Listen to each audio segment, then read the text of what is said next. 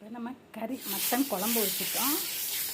அரிசி பொரிக்கிற கறி, இதில் கொஞ்சம் சால்ட்டு, கரம் மசாலா தூள், கொஞ்சம் மிளகாத்தூள், மிளகுத்தூள் போட்டிருக்குறோம்.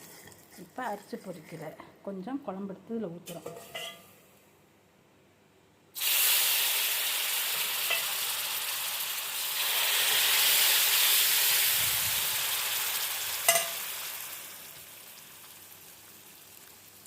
இந்த குழம்பு வச்சுட்டோம்.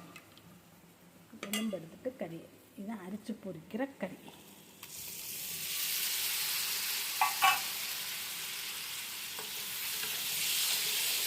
குழம்பை வச்சு கறியை எடுத்துட்டு அரிசி பொரிக்கிறோம். அரிசி பொரித்த கறி ரெடி.